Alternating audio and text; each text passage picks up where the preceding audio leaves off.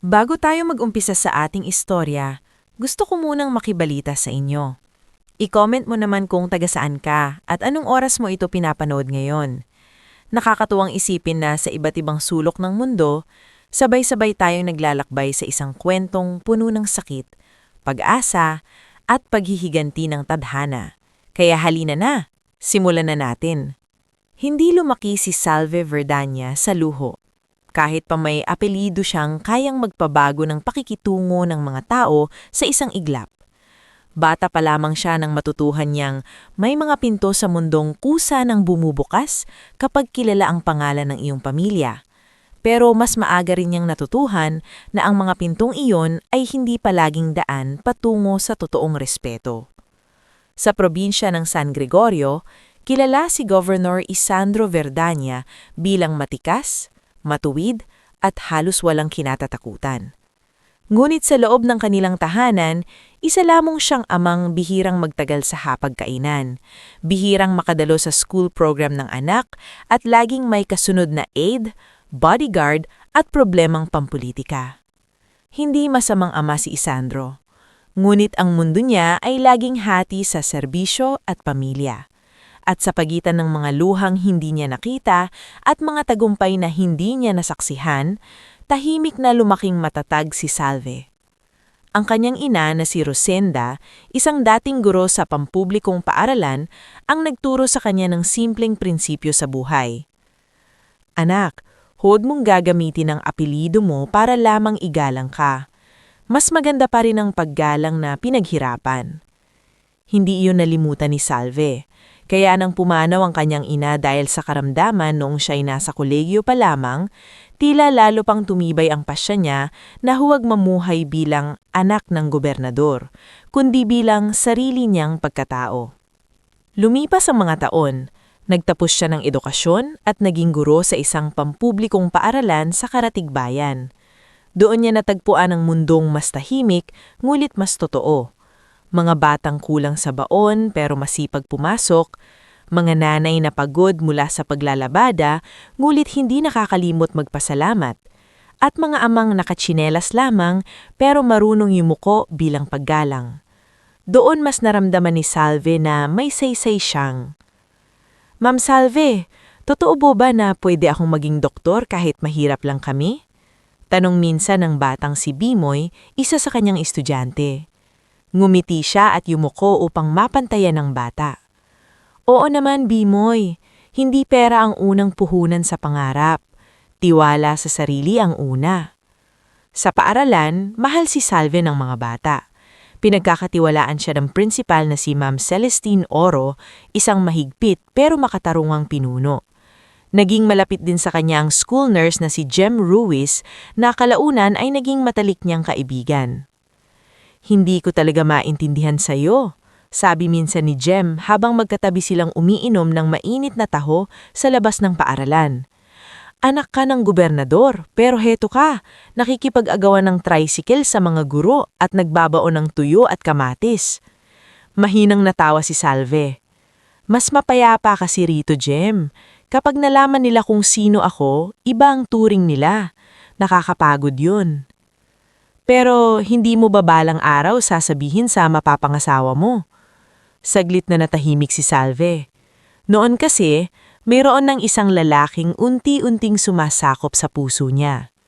Si Leandro Alzaga ay unang nakilala ni Salve sa isang outreach reading program na inisponsor ng isang pribadong kumpanya.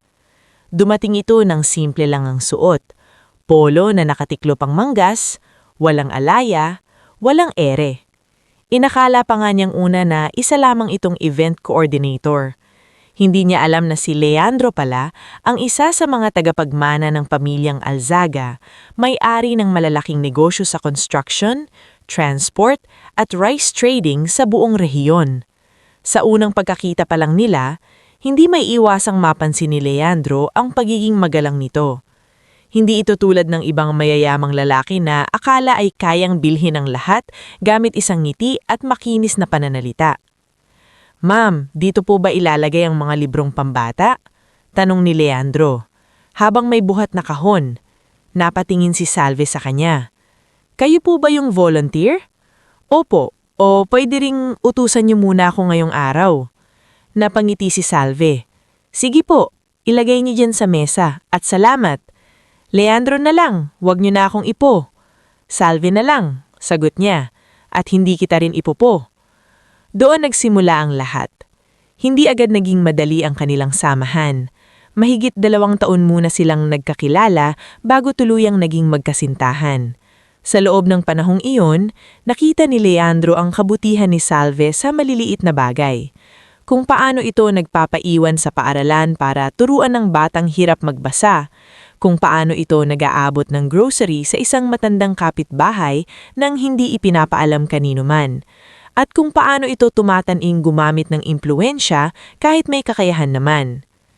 Isang gabi, habang nakatambay sila sa waiting shed matapos isang mahabang araw sa outreach, dahan-dahang nagsalita si Leandro.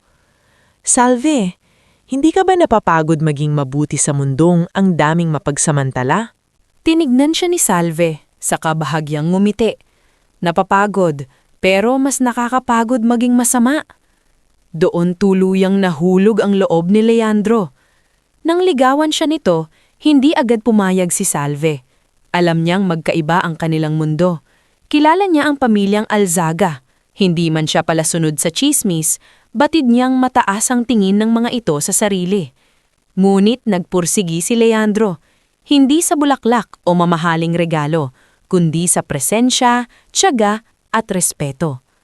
At bakit mo ako gusto? Tanong ni Salve minsan ng seryosohan. Dahil sa iyo ko naramdaman na may saysay pang pagiging totoo, sagot ni Leandro. Sa paligid ko kasi lahat parang may inaasahang kapalit. Hindi na nakapagsalita si Salve noon, ngunit habang lumalalim ang relasyon nila, may isang unos ng unti-unting nabubuo. Ang ina ni Leandro na si Doña Faustina Alzaga ay isang babaeng sanay na makuha ang gusto. Makinis ang pananalita sa harap ng tao, elegante ang kilos, ngulit malamig ang tingin sa mga hindi niya kauri. Para sa kanya, ang kasal ay hindi lamang bunga ng pag-ibig, isa itong transaksyon, isang pag-uugnay ng apelyido, impluensya at negosyo.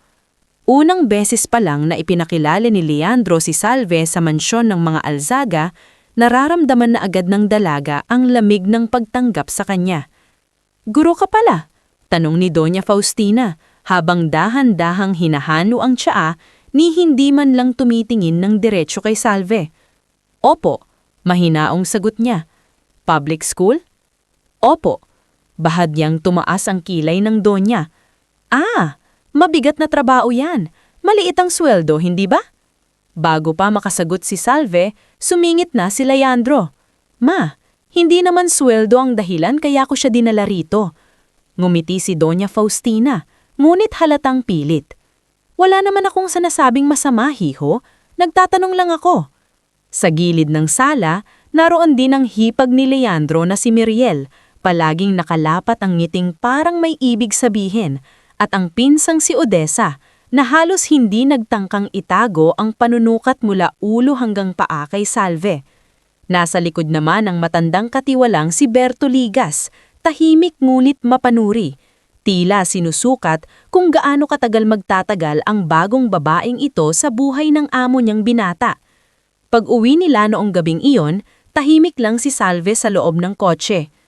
"Huwag mong damdamin si Mama," sabi ni Leandro. Ganun lang talaga siya sa una. Sa bintana nakatingin si Salve. Hindi ako nasaktan sa tanong niya. Sanay ako roon. Ang kinakatakutan ko, baka hindi lang yan hanggang doon. Hinawakan ni Leandro ang kanyang kamay. "Papangakuan ko sa'yo, hinding-hindi kita hahayaang apihin." Hindi sumagot si Salve, hindi dahil sa hindi siya naniwala, kundi dahil alam niyang may mga pangakong mahirap tuparin kapag kalaban mo ay sarili mong pamilya. Lumipas pa ang ilang buwan at tuluyan nang naging usap-usapan sa magkabilang panig ang seryosong relasyon nila. Habang ang mga guro sa paaralan ay masayang natutuwa para kay Salve, kabaligtaran naman sa kampo ng mga Alzaga. Lalong nainis si Doña Faustina nang malaman niyang hindi basta nagpapaakit si Salve sa kayamanan ng anak. "Anong gusto ng babaeng yan? Tanong niya minsan kay Miriel habang nasa veranda sila. Hindi naman siya humihingi ng pera. Hindi rin siya humahabol sa pangalan natin. Mas delikado ang mga ganyang tao. Tahimik pero malalim. Mahinaong tumawa si Miriel. O baka naman talagang mahal lang si Kuya Leandro. Walang babaeng pumapasok sa pamilyang ito nang walang kapalit. Malamig na sagot ng Donya. Ngunit ang hindi alam ni Doña Faustina, may sarili ding lihim si Salve. Isang lihim na kayang baligtarin sa lahat ng tingin, pangmamata at pagmamataas. Anak siya ng gobernador. Anak siya ng pinakamakapangyarihang lalaking kinakausap pa mismo ng mga negosyante at politiko sa rehiyon. Ngulit pinili niya itong ilihim hindi lamang sa pamilya Alzaga, kundi maging kay Leandro. Isang gabi, dinalaw siya ng kanyang ninang na si Avelina Sarmiento sa munting inuupahan niyang bahay. Hanggang kailan mo itatago kay Leandro? Tanong nito habang nakaupo sila sa lumang sopa. Hanggang kaya ko, ninang. Bakit? Huminga ng manalim si Salve. Kasi gusto kong sigurahing ako ang mahal niya, hindi ang anak ng gobernador. At gusto ko ring malaman kung sino talaga ang tumatanggap sa akin kapag ako lang si Salve. Tandaan mo, malumanay na sabi ni Adelina, ang totoo, kapag matagal na itinago, pwedeng maging mitya ng mas malaking gulo. Tinignan ni Salve ang madilim na bintana. Handa akong harapin ang gulo. Ang ayoko lang, mawalan ng saysay ang pag-ibig dahil sa kapangyarihan. Sa mga sumunod na buwan, mas tumatag ang relasyon ni na Salve at Leandro. Ngunit kasabay niyon, mas tahimik namang naghahanda ng pag-atake ang mga taong kayaw sa kanya. Sa likod ng magarang hapag, sa mga bulong-bulungan sa kusina, sa mga titig na tila may lihim na panghahamak, unti-unting humahabi ng lambat si Doña Faustina para sa babaeng sa tingin niya'y hindi bagay sa kanilang angkan. At hindi pa alam ni Salve na ang simpleng pagpili ng magmahal ng totoo ang magiging simula ng pinakamabigat na unos sa kanyang buhay. Bago tayo dumako sa susunod na yugto ng ating kwento, gusto ko munang kamustahin kayong muli. I-comment mo naman kung nasa ang lugar ka ngayon at anong oras mo ito pinapanood. Nakakatuwang isipin na habang ang ilan sa atin ay nagpapahinga na, ang iba naman ay gising pa at sabay-sabay nating sinusubaybayan ang buhay ni Salve. Kaya heto na, ituloy na natin.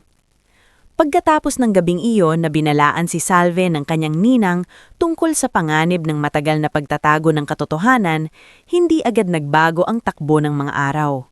Pumasok pa rin siya sa paaralan ng maaga, tanga ng kanyang mga lesson plan, baon na tinapay at itlog, at ang tahimik na pangakong poprotektahan niya ang normal na buhay na pinili niya para sa sarili. Ngunit sa ilalim ng payapang ritmo ng kanyang mga araw, may unti-unti nang bumibigat na tensyon na hindi na niya kayang ipagkibit-balikat. Sa kabilang panig, mas lumalalim naman ang relasyon nila ni Leandro. Hindi man marangya ang paraan ng binata ng panliligaw at pagmamahal, napatunayan naman nitong seryoso siya. Sumusundo ito minsan sa paaralan. Tahimik na naghihintay sa labas, hanggang kausap pa ni Salve ang mga magulang ng estudyante. Kapag may outreach program ang paaralan, kusang nagvo-volunteer si Leandro na maghatid ng gamit, tubig at mga kahon ng aklat. Hindi ka ba napapagod? Tanong minsan ni Salve habang magkatabi silang nakaupo sa covered court matapos ang feeding program. Umiling si Leandro. Mas nakakapagod yung buhay na puro negosyo, meeting at plastikan. Dito, kahit pagod, may saysay. Napangiti si Salve, ngunit hindi pa rin maaalis sa isip niya ang lamig ng pagtanggap ng pamilya nito. Gayunpaman, dumating ang araw na inialok ni Leandro ang isang bagay na alam niyang magpapabago sa lahat. Salve, sabi nito isang hapon habang naglalakad sila sa plaza. Gusto makitang pakasalan. Huminto sa paglakad ang dalaga. Hindi siya agad nakasagot. Hindi dahil sa hindi siya masaya, kundi dahil alam niyang kasabay ng isang simpleng oo ang pagpasok niya sa mundong matagal na niyang iniiwasan. Sigurado ka ba? Mahina niyang tanong. Mas lalo siyang tinignan ni Leandro. Ikaw ang sigurado ako. Ang hindi ako sigurado kung gaano kahirap kitang poprotektahan kapag tuluyan ka ng nasa loob ng pamilya ko. Pero kahit ganon, gusto pa rin kitang makasama. Hindi napigilan ni Salve ang mapaluha. Sa wakas, tumango siya. Oo. Naging mabilis ang mga sumunod na buwan. Naging abala si Salve sa paaralan at sa paghahanda sa kasal. Sa simpleng simbahan sa San Gregorio sila nagpakasal, na dinaluhan ng mga guro, ilang opisyal ng lokal na pamahalaan, mga kaibigan ni Leandro at ang ilang miyembro ng pamilyang Alzaga na pawang nakangiti nga ngunit halatang hindi pa rin lubusang tanggap ang bagong asawa ng binata. Dumalo si Governor Isandro sa kasal, ngunit dumating itong walang engranding anunsyo, suot ang payak na barong at may iilang kasamang aid lamang. Hindi rin ipinaalam ni Salve kay Leandro ang buong kahalagahan ng presensya nito. Sa mga bisita, isa lamang siyang amang mahinahon ng tindig, ngunit nang makita siya ni Doña Faustina mula sa malayo, napakunot ito ng noo, tila sinusubukang alalahanin kung saan niya nakita ang lalaki. Hindi pa rin niya tuluyang naiuugnay na iyon ang anak ng isang makapangyarihang politiko, ang isang babaeng nagtitiis magturo sa public school at sumasakay ng tricycle. Pagkatapos ng kasal, pansamantalang tumira sina Salve at Leandro sa ancestral house ng mga Alzaga habang ipinapagawa pa ang lupaing planong tayuan ni Leandro ng sarili nilang bahay. Iyon ang simula ng mas mabibigat na pagsubok. Malawak at marangya ang mansyon ng mga Alzaga, ngunit sa unang araw pa lamang ng paninirahan doon ni Salve, ramdam na niya ang bigat sa bawat pader. Ang bawat galaw niya ay tila sinusukat. Ang bawat salita niya ay maaaling gamitin laban sa kanya. Kahit ang simpleng pag-uupo sa hapag ay may katumbas na pag-iingat. Unang umaga pa lamang, naroroon na ang donya sa dulo ng mahabang hapagkainan. Maingat ang ayos ng buhok, perlas ang hikaw, at hindi mo akalain sa unang tingin na ang babaeng ito ay kayang magtanim ng lason sa simpleng pananalita. Salve, malamig nitong binati. Hindi pwedeng basta-basta ang galaw sa bahay na ito. Hindi ito inuupahang apartamento ng mga guro. Saglit na napayuko si Leandro. Ma, kagagaling lang namin sa kasal kahapon. At ano ngayon, mas mabuti nang maaga niyang malaman ng mga patakaran kesa magkamali pa. Ngumiti lamang ng pilit si Salve. Opo, Doña Faustina, makikibagay po ako. Sa gilid ng kusina, tahimik na pinagmamasdan siya ng kusinerang si Tasing, isang babaeng 50 taong gulang na matagal nang naglilingkod sa mga Alzaga. Sa unang tingin ay masungit ito, ngunit may init ang mga mata na taliwas sa malamig na paligid ng mansyon. Kinagabihan, nadakon ni Salve si Tasing na ayos na mga plato sa pantry. Nanay Tasing, mahina niyang sabi, may maitutulong po ba ako? Napatingin ang matanda sa kanya. Ikaw? Bagong kasal ka, hiha. Dapat nagpapahinga ka. Sanay naman po ako sa trabaho. Napabuntong hininga si Tasing. Sanay ka nga siguro, pero sa bahay na to, hindi sapat ang sipag. Dapat marunong ka ring umiwas sa patibong. Napatigil si Salve. Patibong po? Hindi na sumagot si Tasing. Sa halip, inilapag nito ang isang baso sa mesa. Mag-iingat ka na lang. Mula noon, nagsimula ng sunod-sunod ang maliliit ngulit masakit na pangaapi. Isang umaga, pinakiusapan si Salve ni Miriel na siya na muna ang tumanggap sa interior designer para sa guest wing dahil may pupuntahan daw ito. Nang dumating ang designer, maayos na kinausap ni Salve at inasikaso ang mga sample ng tela. Ngulit, pagsapit ng hapon, galit na galit si Doña Faustina. Sino ang nagsabing pwede mong baguhin ang plano sa guest wing? Mariing sigaw nito sa harap ng ilang kasambahay. Nagulat si Salve. Wala po akong binago. Si Miriel po ang, aba, ngayon ipapasa mo sa hipag mo. Wala ka pang isang linggo rito, nangingialam ka na. Nagkataong kararating lamang ni Leandro noon. Ano bang nangyari? Agad umiyak-iyak si Miriel. Kuya, nagulat na lang ako kasi kinausap ni Salve ang designer at pinapili niya raw ng ibang motifang silid. Baka naman gusto niya talagang mapaganda pero syempre hindi naman siya ang may-ari ng bahay. Hindi totoo yan. Sabat ni Salve. Nanginginig ang boses ngunit pilit pa ring mahinahon. Ikaw ang nagsabi sa akin na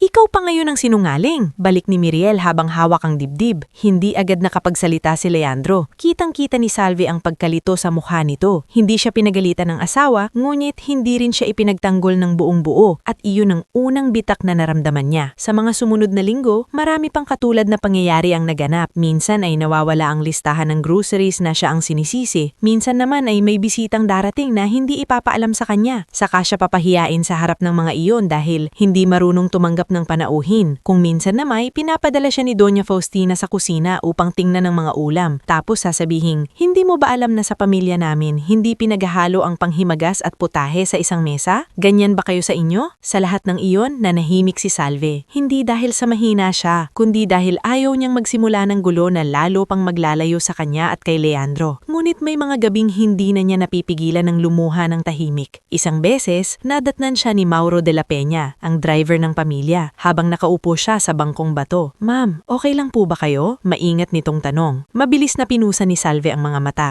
Oo Mauro, napapagod lang ako. Nagkamot sa batok si Mauro. Pasensya na po kung wala akong karapatang magsalita, pero matagal na po ako rito. Hindi po lahat ng nakikita nyo ay totoo, at hindi rin po lahat ng tahimik ay kakampi nyo. Napatingin si Salve rito. Bakit mo yan sinasabi? Tulad po ni Nanay Tasing, may mga tao rin po dito sa bahay na marunong kumilala kung sino ang mabuti. Hindi lang po kami basta makagalaw. Simple man ang sinabi nito, kahit paano ay gumaan ang pakiramdam ni Salve. Hindi pala siya lubusang nag-iisa. Ngulit samantalang dumadami ang nagmamasdan at lihim na naaawa sa kanya sa loob ng mansyon, may isang babae naman sa labas ng bahay na lalo pang nagpapalala sa kanyang sitwasyon, si Vian Colmenares. Maganda, edukada at mula sa may kayang pamilya, si Vian ang babaeng matagal nang gustong ipareha kay Leandro ni Doña Faustina. Madalas itong magpunta sa opisina ng mga Alzaga sa kunwaring dahilang tumutulong sa isang logistics project. Ngunit ang totoo ay sinisiguro nitong palagi siyang nakikita ni Leandro at ng pamilya nito. Isang hapon, nadatnan ni Salve si Vian sa mini garden ng mansyon, kasama si Doña Faustina at si Kapitana Early Bansuelo, kapitbahay nilang kilalang mahilig sa chismis. Ay naku Faustina, hindi talaga biro ang pumasok ang simting babae sa mayamang pamilya. Kailangan dyan marunong umikot. Napatingin si Vian sa paparating na si Salve at ngumiti ng may halong pang-uuyam.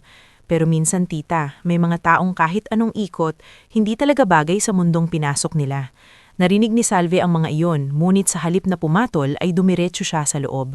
Pagpasok niya sa silid nila ni Leandro, doon na siya napasandal sa pinto at napapikit. Kinagabihan, kinausap siya ni Leandro. Bakit mo iniiwasan si Vian? Napatingin si Salve sa asawa. Ako pa ang umiiwas?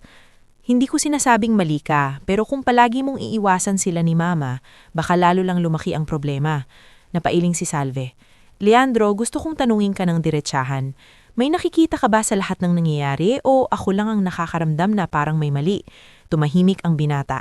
Ilang segundo ang lumipas bago ito nagsalita. Nakikita ko, pero gusto kong maniwala na pwede pang maayos.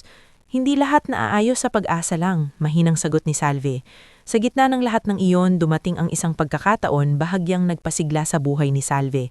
Inalok siya ni Ma'am Celestine na mamuno sa isang bagong education outreach project para sa mga liblib na baryo sa probinsya. Isang programa para sa mga batang hirap sa pagbasa, may kakulangan sa kagamitan at malayo sa sentro. Salve, sabi ng principal sa faculty room, ikaw ang naisip ko dahil ikaw ang may tiyaga at puso para rito. Mabigat ang trabaho pero alam kong kaya mo. Parang biglang nagkaroon ng liwanag sa gitna ng madilim niyang mga araw. Ma'am, gusto ko po yan. At doon muling nabuhay ang dating sigla ni Salve. Kapag nasa outreach siya, parang nawawala kahit pansamantala ang pait ng buhay sa mansyon. Kasama niya ang ilang guro, voluntaryo at maging si Jem na sumasama kapag may health mission. Unti-unti ring nakilala ng mas maraming tao ang pangalan ni Salve, hindi bilang asawa ni Leandro Alzaga, kundi bilang gurong handang tumawid ng putik, sumakay ng habal-habal at magbitbit ng kahon ng aklat para lamang makarating sa mga batang nangangailangan. Ma'am Salve, babait po kayo? Tanong ng isang batang babae sa baryo ng Malinaw matapos ang unang reading session. Ngumiti si Salve at hinawakan ng balikat nito. Oo, babalik ako, pangako. Hindi niya alam, maging ang ilang lokal na opisyal ay nagsimulang humanga sa kanya. May ilang magulang na nagsasabing sana raw ay dumami pa ang katulad niyang guro. Nakarating ang balitang iyon sa mansyon ng mga Alzaga at yun ang lalong ikinainit ng ulo ni Doña Faustina. Hindi ko maintindihan, sabi nito isang gabi kay Miriel, habang nasa private sitting room sila. Imbes na mapahiya, lalo pang bumabango ang pangalan ng babaeng yan. Sumimsim ng alak si Miriel. Kasi hindi siya sumasagot, Mama, kaya lalong kinakampihan. Pumikit si Doña Faustina sa kamarahang ibinaba ang baso. Kung ganon, panahon nang gumawa ng mas mabigat na dahilan para mawalan ng simpatiya kay Salve. Sa kabilang silid, walang kamalay-malay si Salve na habang unti-unti siyang bumabangon at nakakahanap ng sariling liwanag sa gitna ng dilim, mas lumalalim naman ang balak ng mga taong gustong durugin ang pangalan niya. At sa mga susunod na araw, ang maliliit na patibong na matiyaga niyang nalalagpasan ay magsisilbi palang paghahanda sa isang mas malaking bagsik na magbabago ng takbo ng kanyang buhay. Bago tayo tumuloy sa mas mabigat na bahagi ng ating istorya, gusto ko munang marinig ka. I-comment mo naman kung taga-saan ka at anong oras mo ito pinapanood ngayon. Habang ang iba ay nagpapahinga na at ang iba naman ay bagong gising pa lamang, sabay-sabay nating tunghayan ang yugto ng buhay ni Salve na tuluyang magbabago sa lahat.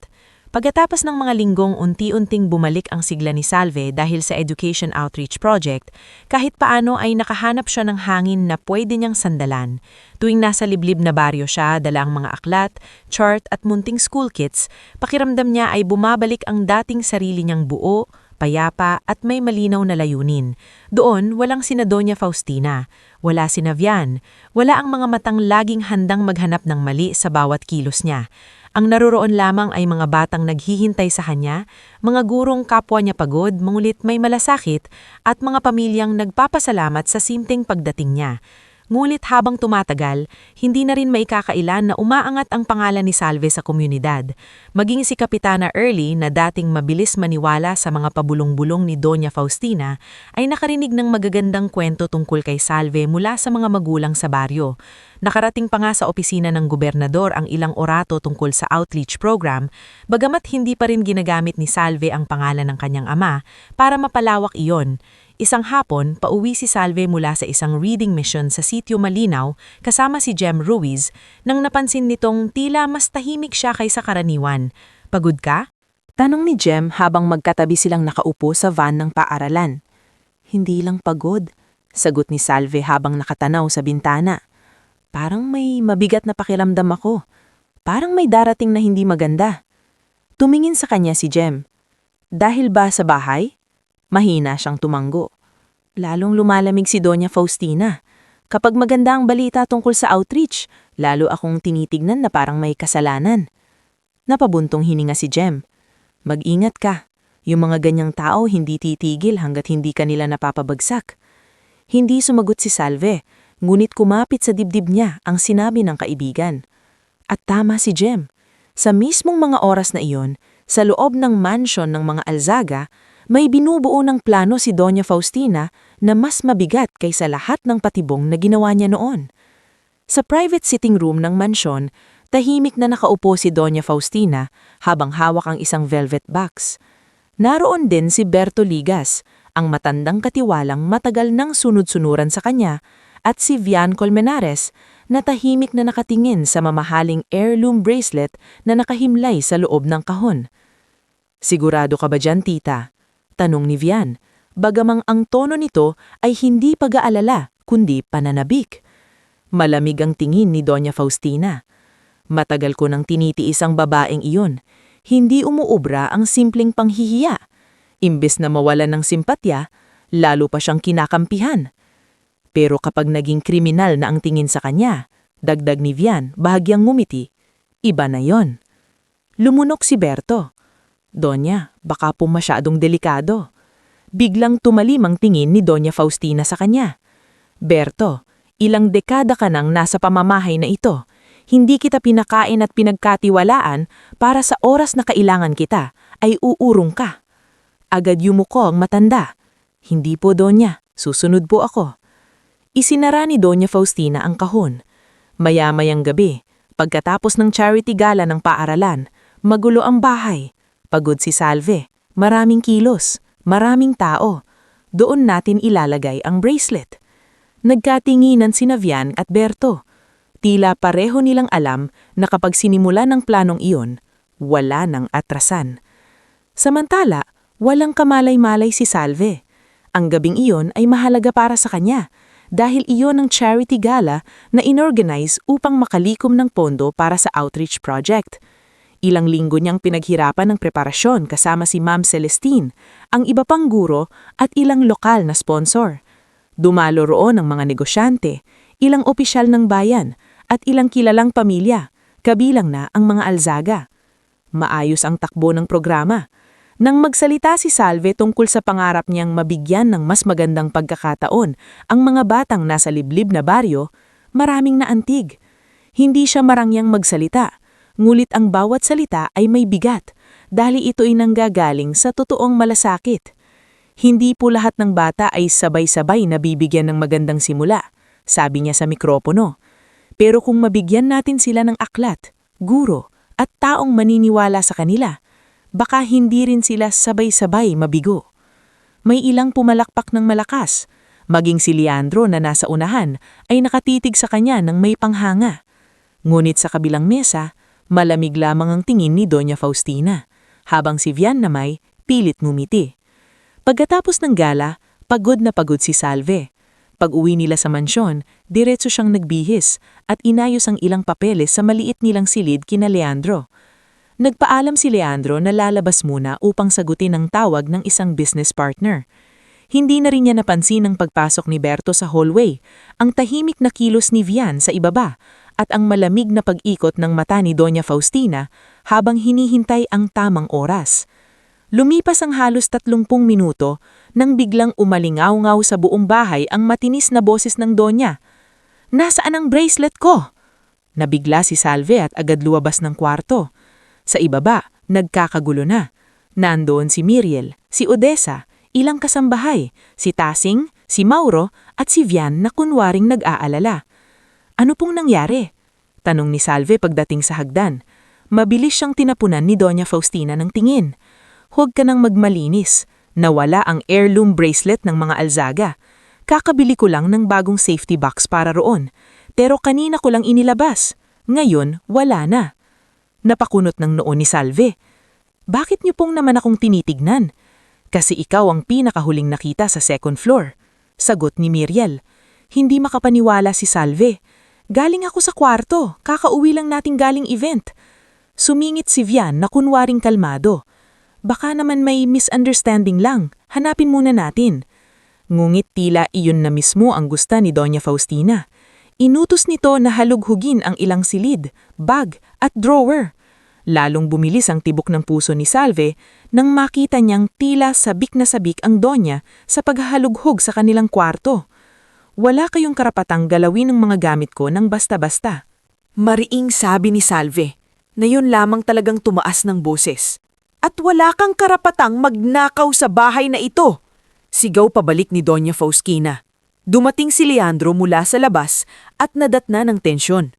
"Ano bang nangyayari?" "Leandro," sabi ng kanyang ina habang pilit nanginginig ang boses. "Nawawala ang bracelet ng lola mo at may dahilan akong maniwalang ang asawa mo ang kumuha." "Mama," bulalas ni Leandro. Ngunit bago pa man niya mapigilan, binuksan na ni Berto ang isang drawer sa side table ni Salve. Sandaling natahimik ang lahat. Pagkatapos, dahan-dahang itinaas ng matanda ang kamay niya at naroon ang kumikislap na bracelet. Parang huminto ang mundo ni Salve. Hindi sa akin yan," nanginginig niyang sabi. "Hindi ko yan nakita kahit kailan."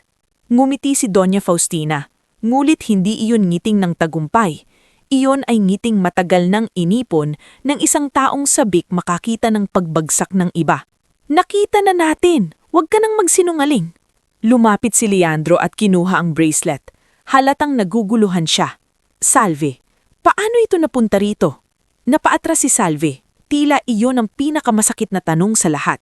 "Hindi mo ba ako kilala?" Hindi agad nakasagot si Leandro. At ang ilang segundong iyon ng pag-aalinlangan ang tuluyang dumurog sa dibdib ni Salve. "Tumawag na kayo ng pulis," malamig na utos ni Doña Faustina. "Mama, sandali lang," pinigil ni Leandro. "Pwede natin itong ayusin sa loob ng bahay." "Ayusin? Matapos ayong pagnakawan? Paano kung bukas negosyo na natin ang galawin niya?" Napahawak sa mesa si Salve. "Wala akong kinuha. Nagsisinungaling kayo." Ngulit hindi na siya pinakinggan. Ilang minuto pa'y dumating ang mga pulis sa pamumuno ni Sir Inspector Rodolfo Veira, isang hepe na kilala sa bayan sa pagiging malapit sa mayayaman at makapangyarihan.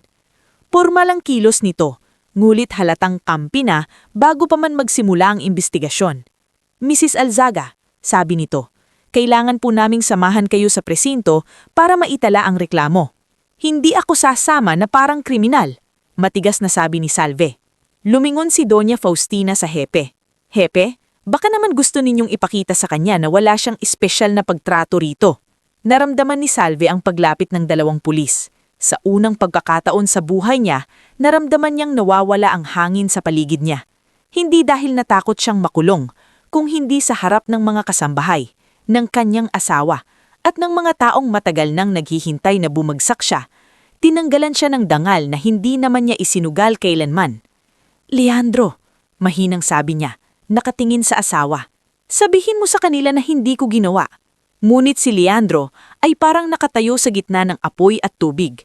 Hindi malaman kung saan lulugar. Kitang-kita ang gulo, hiya, at sakit sa mukha nito. "Salve, sumama ka muna. Aayusin ko ito." Napatawa si Vian ng ubod-aba, sapat lang para marinig ni Miriel. Habang si Kapitana Early na tila sinadya pang dumating ng may nabalitaan kulo, ay nakatayim sa pinto at umiiling na parang dismayadong manonood. Sayang, akala ko pa naman mabait. Iyon ang tuluyang nagpatigas kay Salve. Nang ilabas ang posas, nagtaas siya ng noo.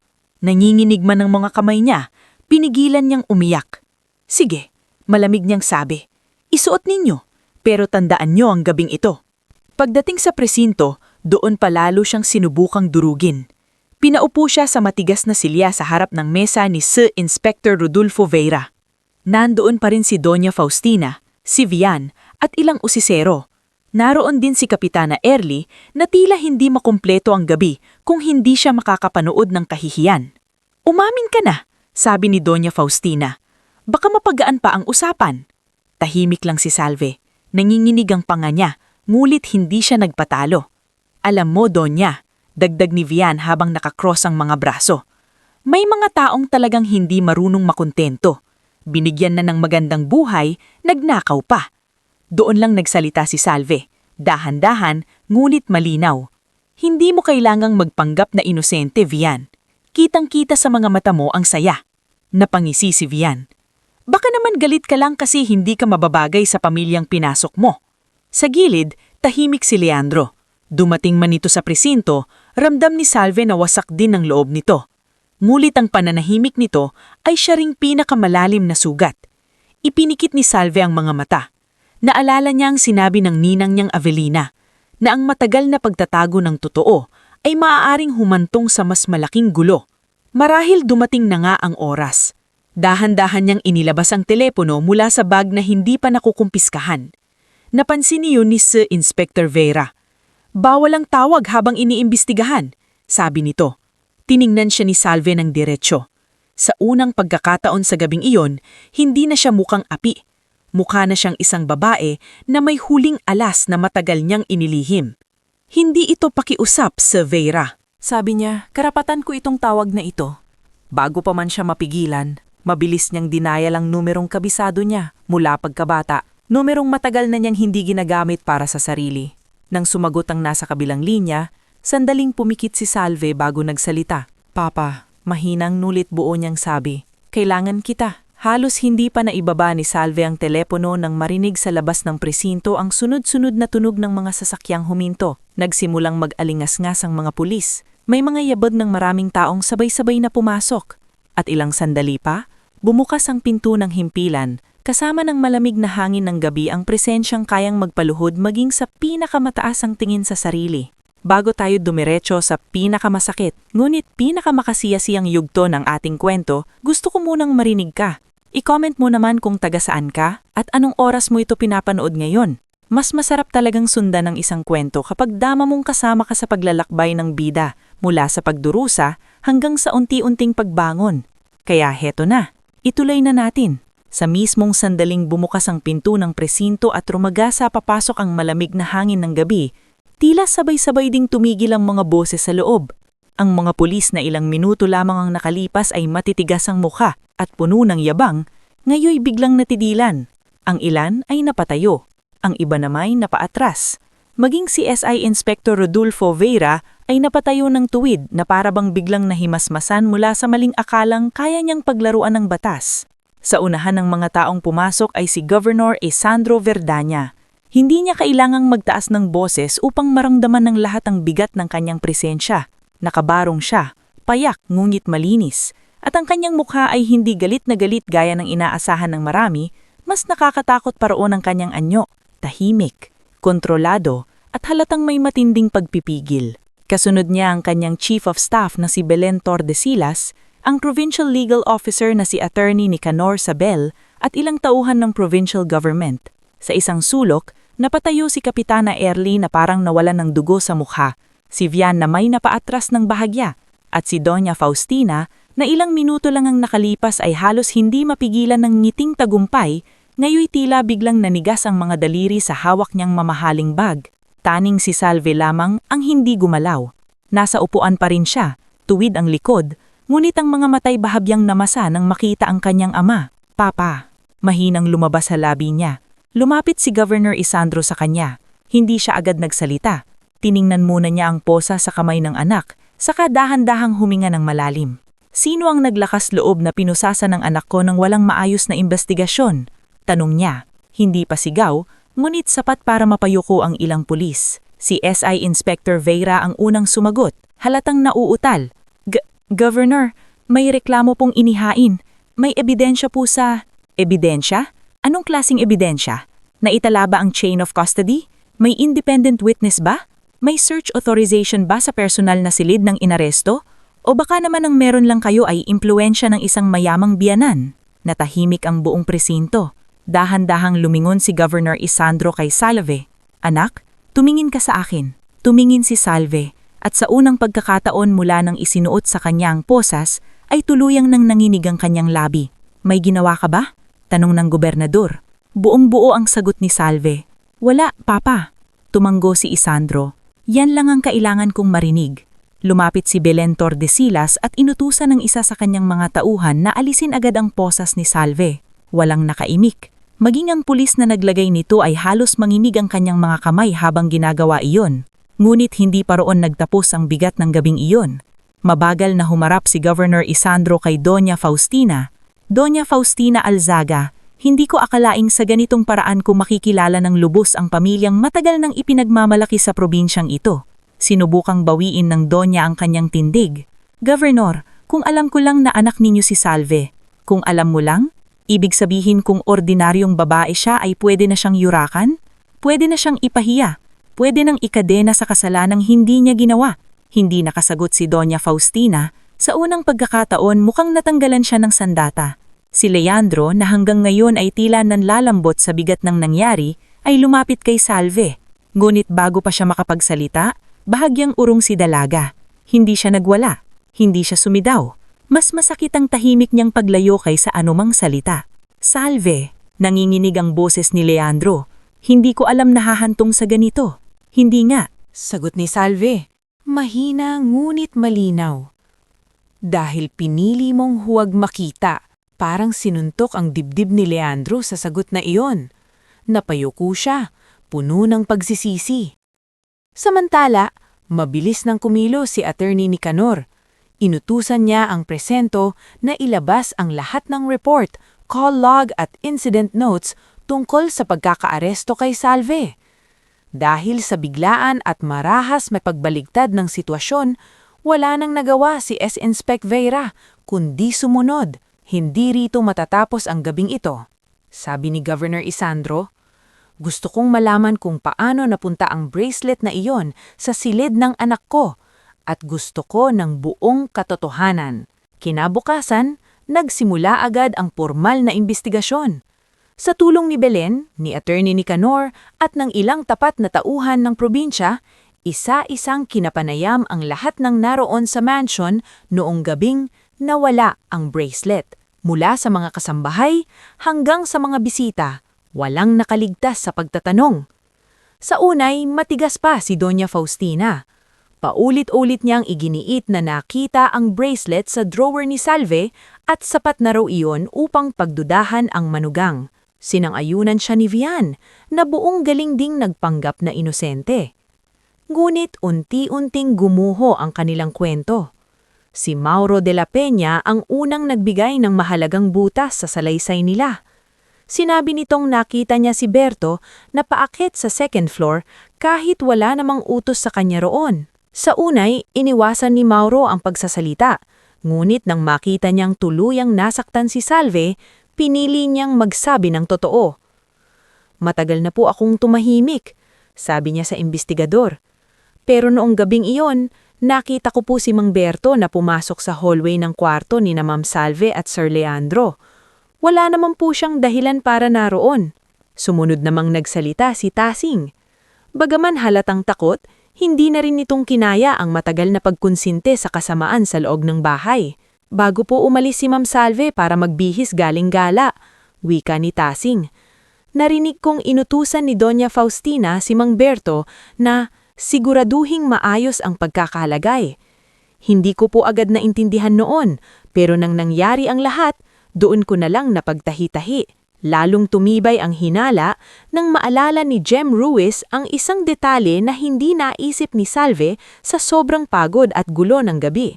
May CCTV sa West Hallway, hindi ba? Tanong ni Jem kay Mauro nang magkita sila sa labas ng bahay habang nagpapatuloy ang imbestigasyon. Napaisip si Mauro. Meron nga ma'am, pero sabi lagi ng admin hindi raw gumagana. Sigurado ka bang hindi gumagana? Napaisip si Mauro at saka biglang natahimik. May backup monitor sa maliit na security room sa likod ng garahe. Sa tulong ni Leandro, na ngayoy desperadong bumawi at malaman ng totoo, binuksang nila ang dating halos hindi hinipapansin na security room. Doon natuklasan na hindi lahat ng kamera ay sira. May ilang kuha mula sa West Hallway na hindi pala tuluyang nabura. At doon nakita ang eksenang tuluyang nagpabagsak sa lahat ng kasinungalingan. Sa malabong ngunit sapat na kuha ng CCTV, malinaw na nakita si Berto na lumalapit sa pintuan ng silid ni na Salve at Leandro. Makalipas ang ilang minuto, lumabas ito ng aligala at palingalinga. Ilang sandali pagkatapos noon, nakita si Vian na dumaan sa hallway at tumigil saglit sa tapat ng pinto bago bumaba. Hindi man tuwid rang kitang-kita ang mismong paglalagay ng bracelet sa drawer, sapat na ang footage upang wasakin ang kwentong si Salve ang nagnakaw. Nang ipakita ang video sa harap ng lahat, halos mawalan ng kulay ang mukha ni Berto. Donya, naminginig ang kanyang sabi. Pasensya na po. Nanlaki ang mga mata ni Doña Faustina. Anong pasensya? Manahimik ka. Ngunit huli na ang lahat. Bumagsak ang balikat ni Berto at tila sa wakas ay napagod na rin siyang dalhin ang bigat ng konsensya. Ako po ang naglagay ng bracelet. Pabulong na pag-amin niya. Pero utos lang po iyon. Kanino? Madiing na tanong ni Attorney Nicanor. Napikit si Berto. Tumulo ang pawis sa kanyang sentido. Kay Doña Faustina po. Tila isang malakas na sampal ang pag-amin na iyon sa buong angkang Alzaga. Napahawak si Miriel sa gilid ng mesa. Si Odessa, na nooy nagmamatigas pa, ay napaatras at napaupo na lamang. At si Leandro, na matagal nang nagpipigil ng pag-iyak at pagsisisi, ay napatingin sa kanyang ina na parang ngayon niya lamang itong tunay na nakilala. Mama, ginawa mo to? Hanggang dito? Hindi agad sumagot si Doña Faustina. Ngunit ang kanyang katahimikan ay mas mabigat kaysa pag-amin. Ginawa ko ang dapat para protektahan ang pamilyang ito. Sigaw niya sa wakas. Hindi ninyo naiintindihan. Hindi bagay sa atin ang babaeng iyon. Masyadong tahimik, masyadong malinis, parang may itinatago. At tignan ninyo, tama ako. Anak pala siya ng gobernador, pero itinago sa atin. Hindi ba't paniniling lang din iyon? Napatingin ang lahat kay Salve. Tahimik na tumayo ang dalaga. Wala nang pusa sa kamay niya, ngulit ang bakas ng kahihiyan at sakit ay naroon pa rin sa kanyang mga mata.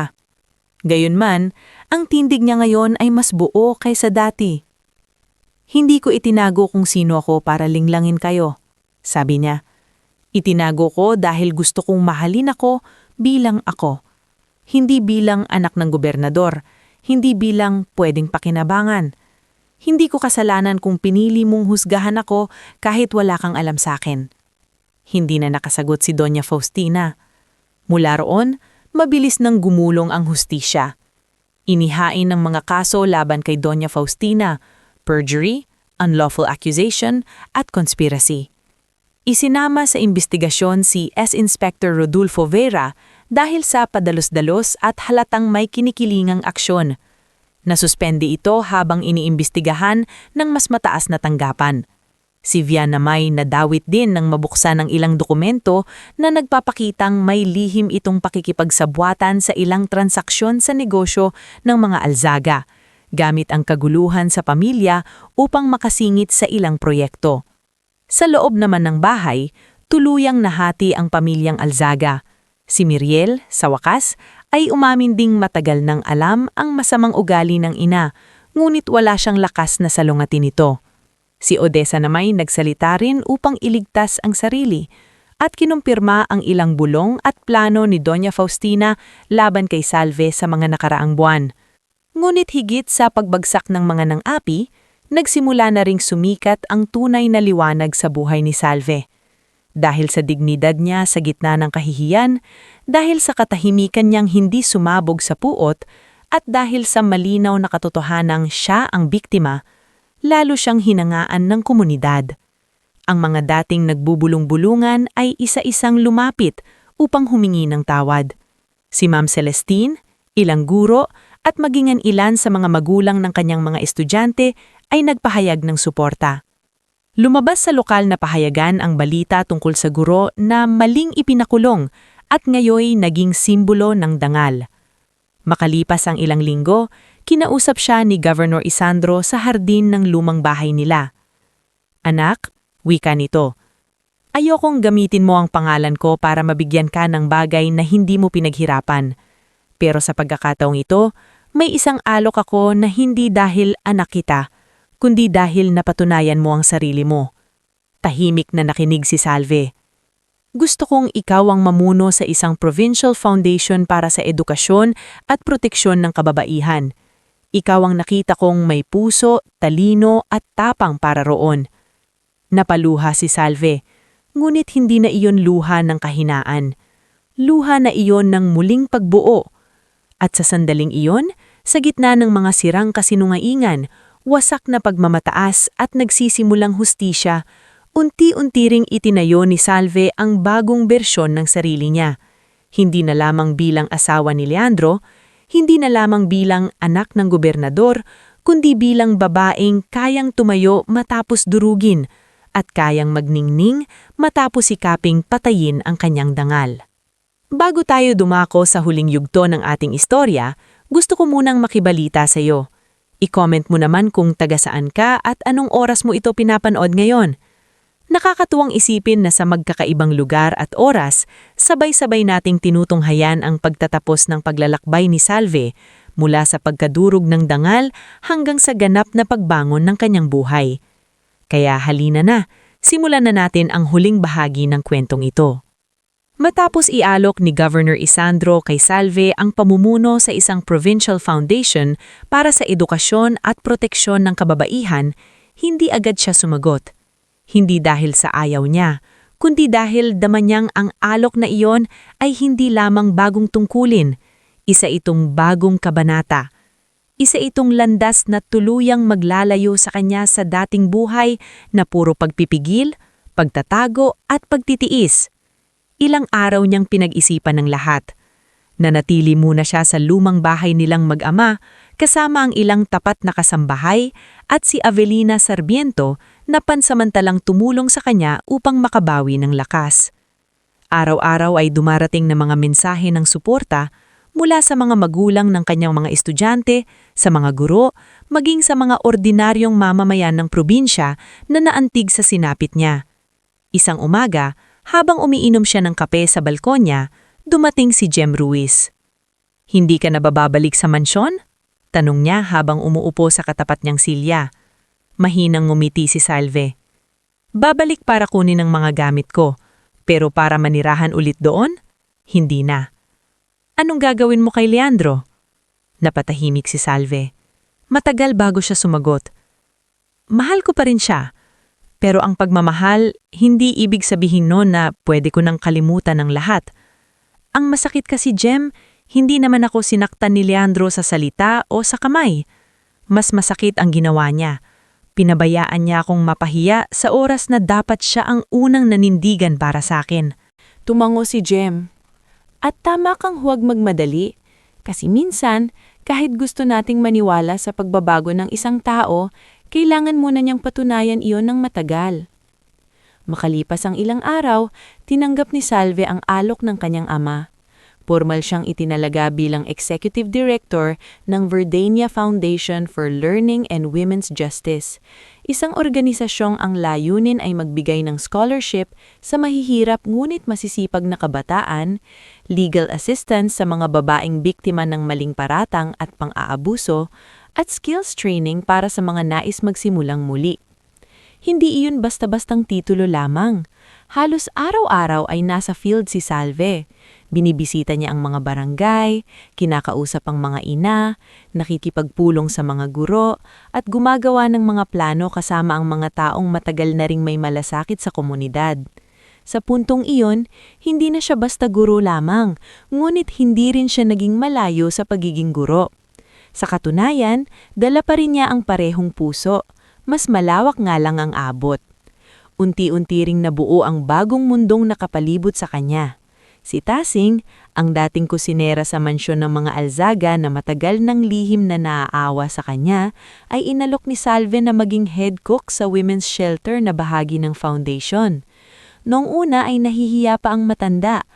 "Naku hiha, matanda na ako, baka hindi ko kayanin," sabi ni Tasing. Ngumiti si Salve. "Kaya mo, Nanay Tasing, at gusto kong sa shelter na iyon may kusinang amoy ligtas. Kayo ang naisip ko." Napaluha si Tasing. "Sa bahay ng mga Alzaga, matagal akong nagluto para sa mga taong busog pero hindi marunong magpasalamat. Siguro nga, panahon nang magluto naman ako para sa mga taong gutom sa bagong simula."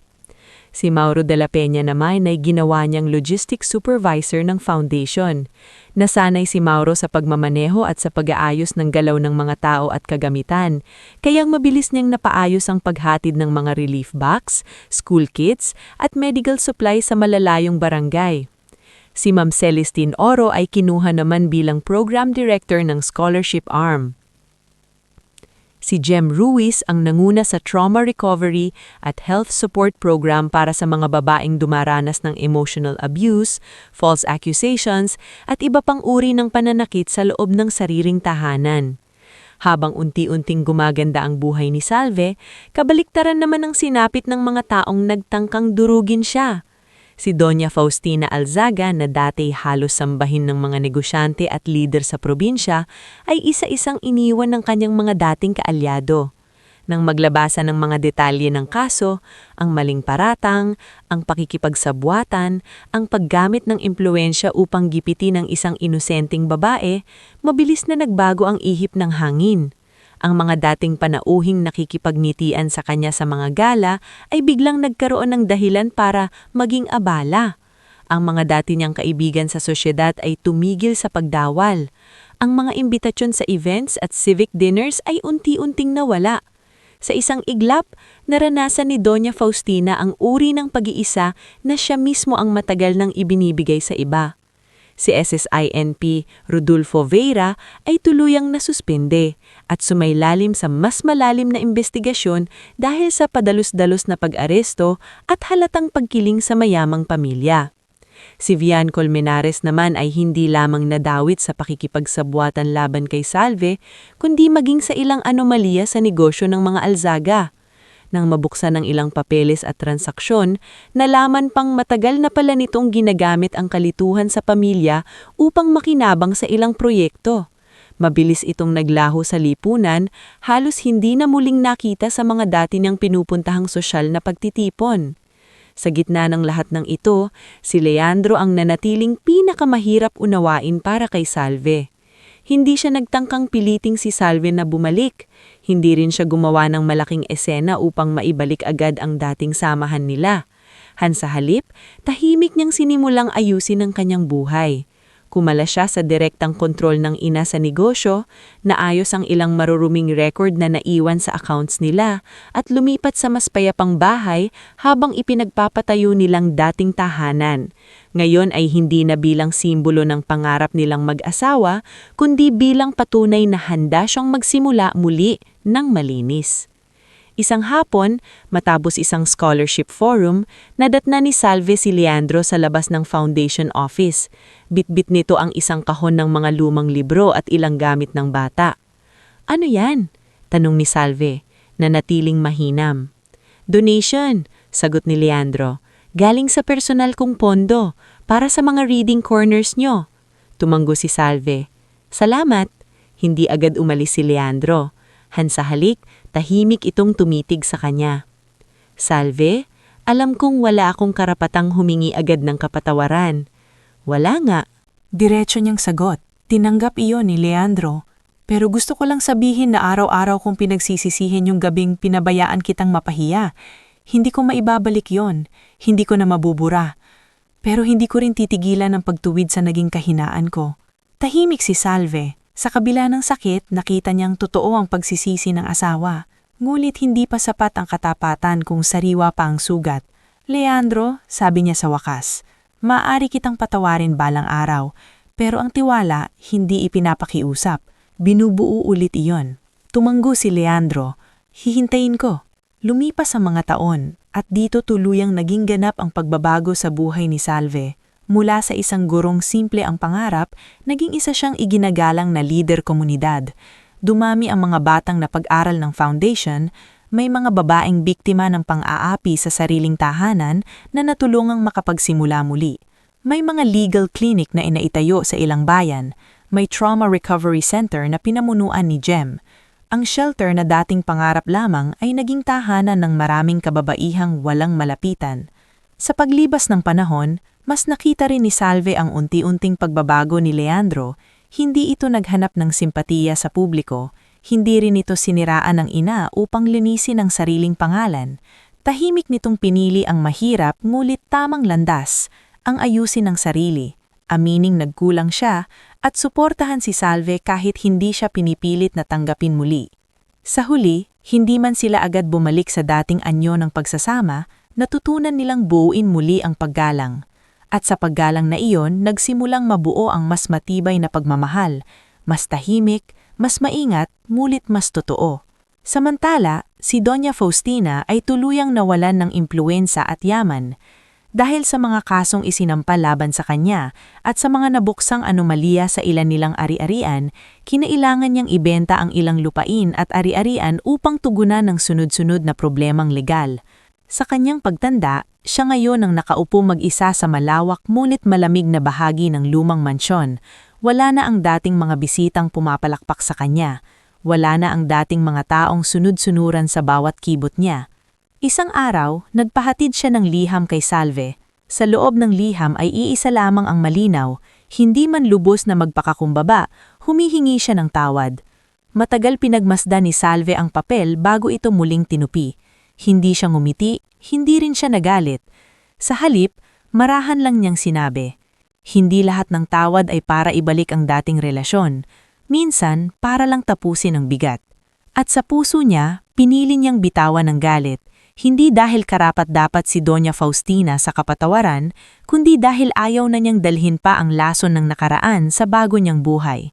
Dumating ang araw ng pinakamatinding simbolo ng kanyang pagbangon, ang pagbubukas ng bagong Provincial Justice and Recovery Center, isang gusaling itinayo sa tulong ng foundation at ng pamahalaang panlalawigan. Dito magkakaroon ng libreng legal aid, counseling rooms, training halls, at temporary shelter para sa mga inaping kababaihan at pamilyang naghahanap ng bagong simula. Punong-puno ang bulwagan sa araw ng inaugurasyon. Naroon si Governor Isandro, si Ma'am Celestine, si Jem, si Mauro, si Tasing, ilang dating estudyante ni Salve na ngayoy mga profesional na at marami pang taong minsang nakasaksi sa kanyang kahihiyan at ngayoy saksi naman sa kanyang tagumpay. Tinawag si Salve bilang pangunahing tagapagsalita. Huminto siya sa podium at tinignan ng mga taong nasa harap niya. Sa likod ng maraming mukha, para niyang nakikita ang dating sarili, ang gurong tahimik, ang asawang minamata, ang babaeng pinusasan sa presinto bilang mangnanakaw. Minsan, panimula niya, akala natin kapag pinahiya tayo, doon na nagtatapos ang dangal natin. Kapag pinagbintasan tayo, baka totoo ngang wala na tayong laban. Kapag dinurog tayo ng mas makapangyarihan, baka ang tanging magagawa na lang ay umiyak at manahimik. Tahimik ang lahat, pero natutunan ko pagpapatuloy niya na may mga sugat na hindi ibinibigay para tayong tuluyang sirain. Minsan, ibinibigay ang mga iyon para ipakita sa atin kung gaano tayo katatag. At kapag nakabangon tayo, hindi na lang sarili natin ang binubuhat natin, nadadala na rin natin ang iba. Napapalakpak ang mga tao. Sa gilid, tahimik na nakatayo si Leandro, ang mga matay puno ng paghanga at pagsisisi, ngulit ngayoy may halo ng kapayapaan. Sa unang hanay naman, bahagyang tumanggo si Governor Isandro, waring sa wakas ay nakita niyang ganap ng buo ang anak niyang matagal na ring sinubok ng buhay. Pagkatapos ng programa, lumabas si Salve sa harap ng gusali. Tinamaan ng gintoang liwanag ng hapon ang pangalan ng center na nakaukit sa bato. Sa paligid niya ay naroon ang mga batang dating niyang tinuruan, mga babaeng natulungan nila, at mga taong minsang nakasaksi sa kanyang kahihiyan at ngayoy tumitingala sa kanya bilang simbolo ng lakas. Huminto siya, pumikit sandali, at nang muling dumilat, marahan siyang ngumiti. Sapagkat ang babaeng minsang pinusasan sa presinto bilang mangnanakaw ay hindi nagtapos sa kahihiyan, nagtapos siya bilang mukha ng dangal, bilang sandigan ng mga naaapi, bilang babaeng hindi winasak ng kasinungalingan, kundi pinatibay nito. At sa wakas, sa harap ng gusaling itinayo para sa mahihina at inapi, kasama ang mga taong tunay na nagmamahal at gumagalang sa kanya, natagpuan ni Salve hindi lamang ang hustisyang matagal niyang ipinagkait sa sarili, kundi ang buong buhay na matagal pa nang naghihintay sa kanya.